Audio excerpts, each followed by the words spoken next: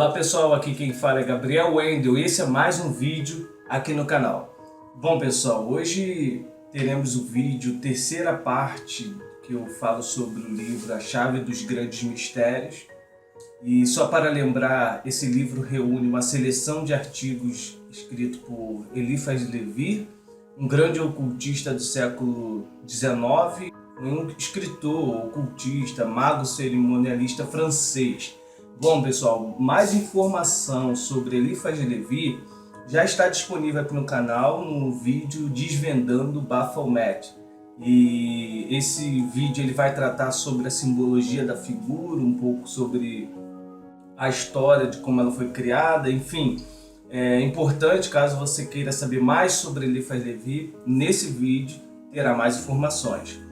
Bom pessoal, essa terceira parte aqui desse vídeo, Eliphas Levi vai falar sobre o seu segundo artigo, A Verdadeira Religião, terceiro artigo, Razão dos Mistérios, e para encerrar esse estudo do vídeo, iremos falar sobre a solução do último problema, separar a religião da superstição e do fanatismo. Vamos lá pessoal, para a primeira citação. A religião existe na humanidade como no amor. É única como ele. Como ele, existe e não existe nesta ou naquela alma, mas seja aceita ou negada, está na humanidade, está portanto na vida, está na natureza, e é incontestável diante da ciência e mesmo diante da razão. A verdadeira religião é a que sempre existiu, a que existe e a que sempre existirá. Podem nos dizer que a religião é isto ou aquilo. A religião é o que é. A religião é ela, e as falsas religiões são superstições dela copiadas, dela emprestadas, sombras mentirosas dela própria. Bom pessoal, aqui Eliphas Levi, na verdade, na introdução, até no primeiro vídeo, a gente já falou um pouco sobre isso resumidamente. Agora ele vai de fato falar um pouco dessa questão dessa verdadeira religião, ou seja, não importa qual dogma, porque o culto à natureza, o culto a algo superior é inerente à humanidade. É muito interessante porque eu vi uma palestra da Lúcia Helena Galvão e ela fala sobre esses hominídeos que arqueólogos acham, e eles acharam pedras e era algo representando um altar. Ou seja, pessoal, desde os primórdios da humanidade, o homem já tem de se religar com o todo. Imaginem vocês o seguinte. Recentemente vocês devem ter visto sair nos jornais que se encontrou no interior da Espanha, mais uma vez, que isso não é a primeira vez que se fala isso, mas esse foi um dos mais longínquos, que se achou um determinado local que provavelmente acamparam homens de um desses ancestrais hominídeos que sempre se procura por aí. Eles acharam uma coisa que eu achei muito interessante, muito impressionante. Eles acharam restos de pedra que com certeza não tinha nenhuma finalidade utilitária. Não era para caçar, não era para nada. Era provavelmente um pequeno altarzinho. Era finalidade cerimonial. Não sei que era um hominídeo, não me lembro o nome particular desse hominídeo, mas eu sei que era um ser que provavelmente era um precursor da humanidade com muito poucos recursos, mas já sabia reconhecer e simbolizar de alguma forma a presença do sagrado no universo. Isso não é impressionante? Então é interessante como esse fato, essa necessidade do ser humano se religar com algo superior, independente do nome do Deus, dessa divindade. É interessante como o ser humano ele tende a essa busca, é natural. Então o que o Eliphas Levi ele vai propor é que se a religião tem nela os aspectos da caridade, a caridade é o Espírito Santo na Terra, é a forma como Deus se manifesta no homem. Então se a religião ela se propõe a caridade, ela de fato seria uma religião verdadeira, uma religião que se liga com o todo. Próxima citação, pessoal. Uma só coisa evidentemente divina manifestou-se para todos no mundo. É a caridade. A obra da verdadeira religião deve ser a de produzir, conservar e difundir o espírito de caridade. Para alcançar esse objetivo, é preciso que ela própria tenha todas as características da caridade, de modo que se possa bem defini-la, nomeando-a de caridade organizada. Ou seja, exatamente esse final que eu mencionei anteriormente. Essa religião precisa estar organizada no sentido da caridade. Pessoal, eu lembro também de uma palestra do professor Clóvis Barros Filho, já mencionei ele aqui no canal, já indiquei uma de suas palestras. Então, pessoal, em uma de suas palestras ele fala sobre a felicidade. Ele linka a felicidade com o amor. Ou seja, quando você diz, o que me faz feliz? O que te faz feliz é você ter encontrado uma pessoa, o que te faz feliz é ter algo que você queria muito, o que te faz feliz é algo que te motiva. Então todos esses aspectos que te faz feliz, ele faz um link com o amor. Então a vida só faz sentido com o amor.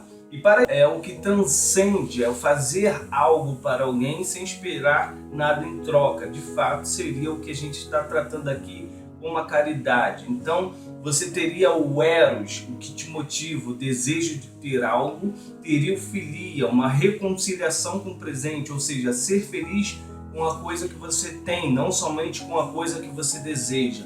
Mas é imprescindível ter um outro amor, que é o amor da caridade, é o amor ágape, ou seja, ajudar o próximo, amar o próximo, fazer algo para o próximo sem esperar nada em troca. E lembro vocês, pessoal, que aqui no canal também já tem um vídeo falando sobre esse aspecto.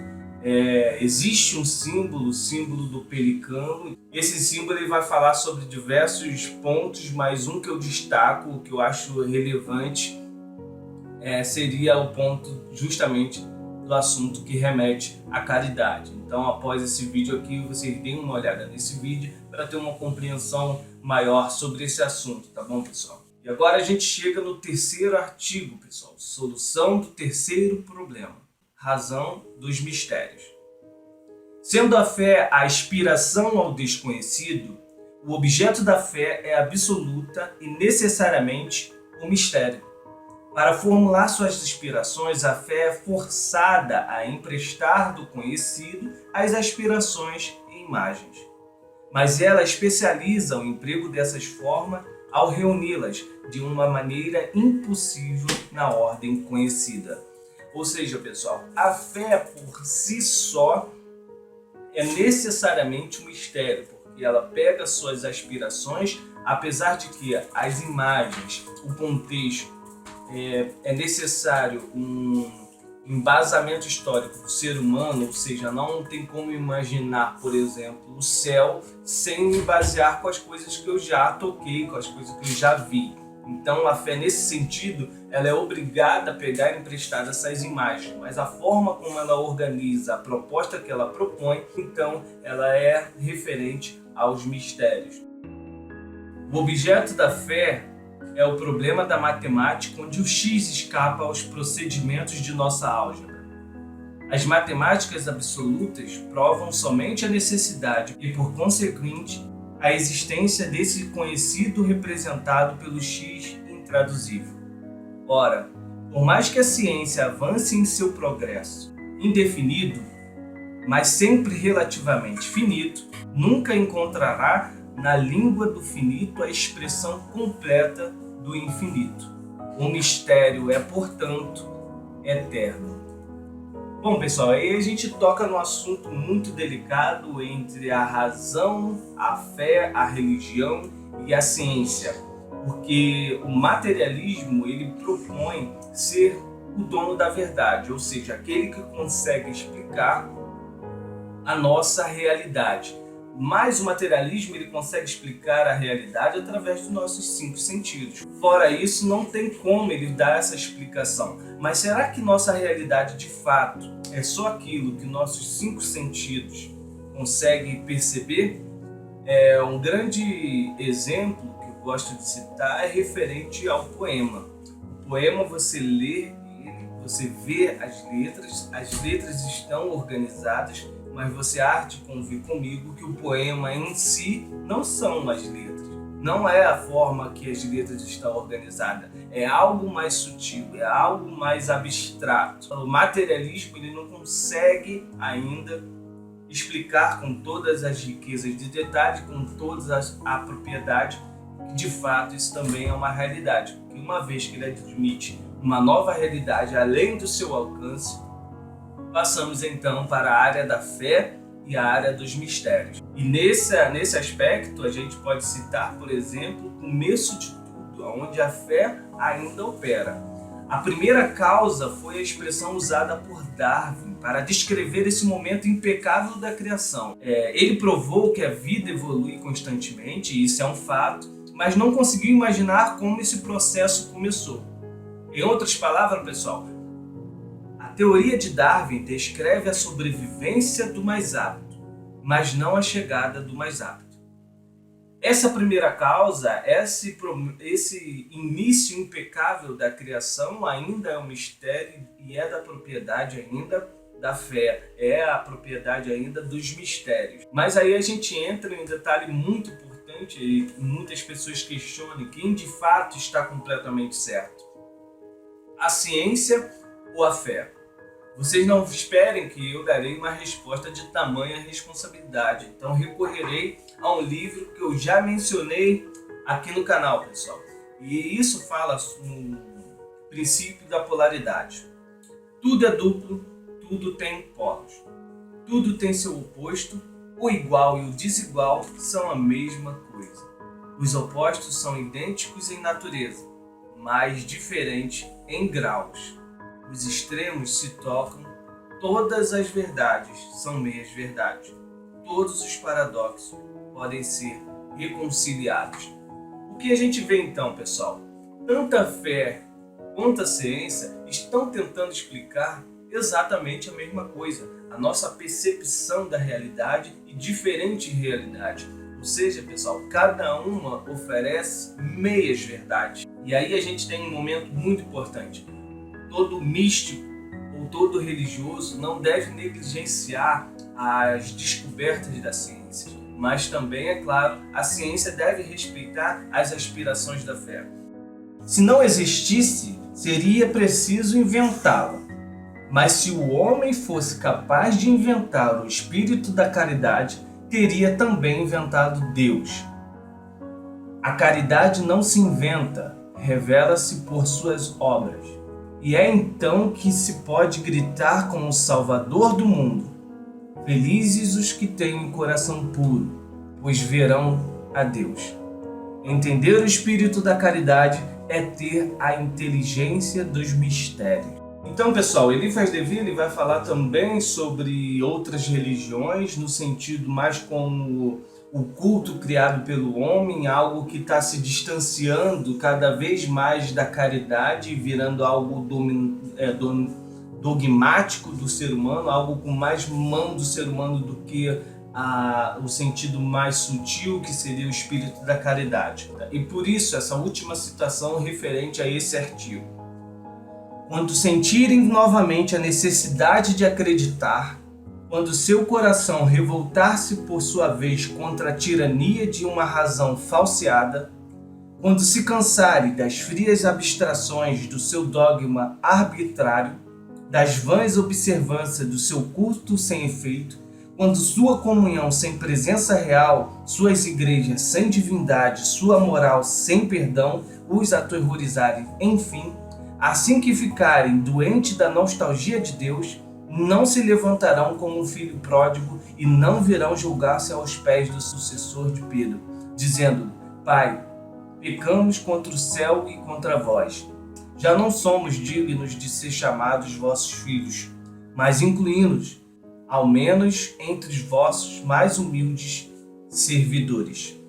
Bom, pessoal, aqui é um momento muito importante que Eliphas Levi, ele é uma citação muito impactante. Ele vai falar justamente dessa tirania da razão falseada, desses dogmas arbitrários e essas coisas que a gente vê até os dias de hoje. É importante identificar na religião esse espírito de caridade, uma religião que te faz bem nesse sentido. Mas é importante eu fazer duas observações aqui. Eliphas Levi, como a gente já sabe, ele tem uma formação na Igreja Católica. Ele foi formado em uma paróquia local onde ele vivia, então ligado à religião cristã, à religião católica.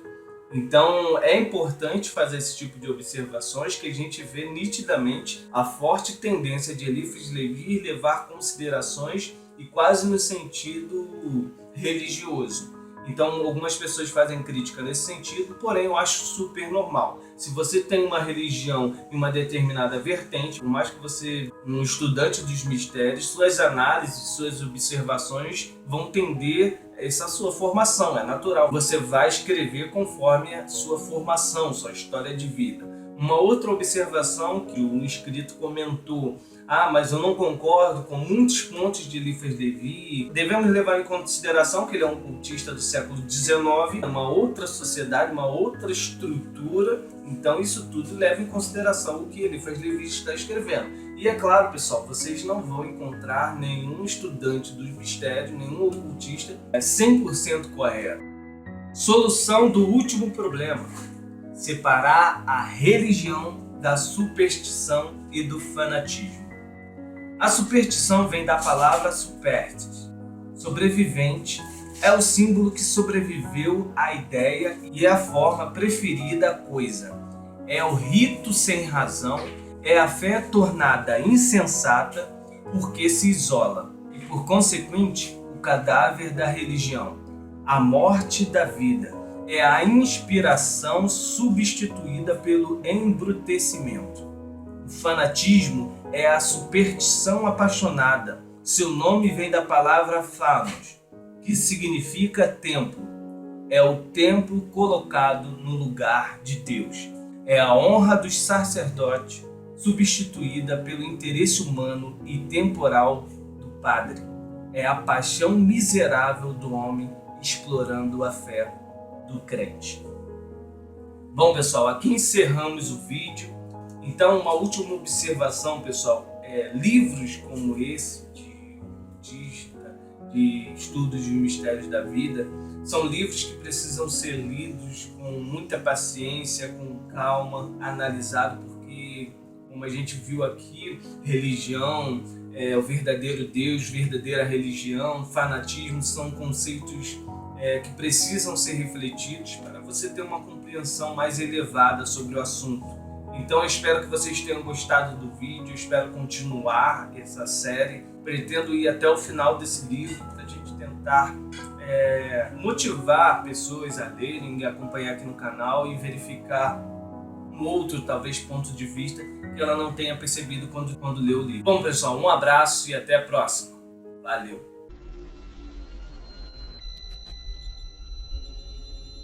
Jules.